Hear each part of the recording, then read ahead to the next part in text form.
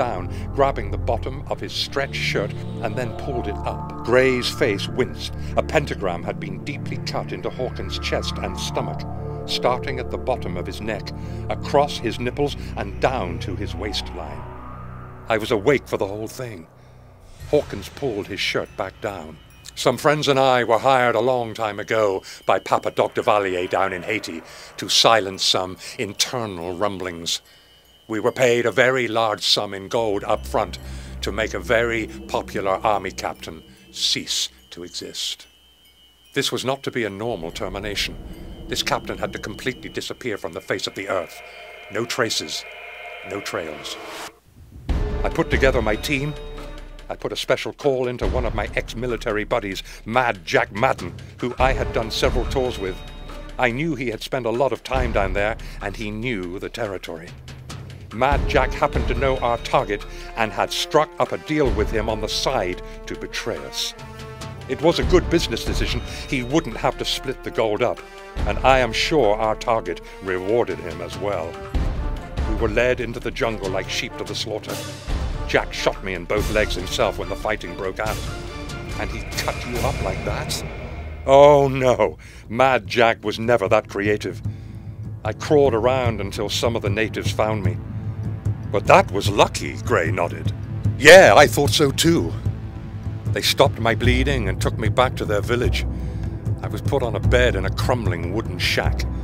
An old man came into the room and looked me over. He left and 2 women entered and took my clothes off. I fell asleep as they were cleaning my wounds. I came to with the same men that had brought me out of the jungle. They were helping me to my feet. I became lightheaded as they led me through the jungle. We finally came upon a clearing that danced with torchlight. Dozens of people were just standing in silence with bowed heads.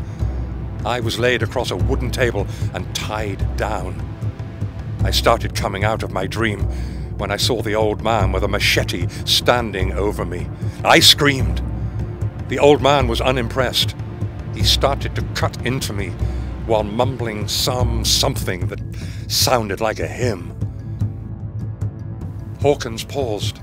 You know, I really thought getting shot hurt. I couldn't even remember the pain anymore. The old man was taking great care in his cutting. After each side of the star was cut, he would hold up the machete over his head, look at the sky, and chant again. I know they say your brain will release chemicals into the bloodstream to deaden feelings of pain, but it sure as hell didn't happen with me. After the old man finished cutting, he turned and gave the machete to one of the other tribesmen, who handed him back a metal iron that had a dim red glow to it. And I thought it hurt when he was cutting me. When you can smell your own flesh cooking, it gives pain a whole new meaning. Were they trying to kill you? Asked Gray. I think if I were to die, it wouldn't have bothered them a bit. In fact, I wasn't the first one to receive this gift. Haiti has had outside influences trying to sway its political agenda for centuries. I was not the first outsider to receive the gift, but I was the first one in over a generation that survived.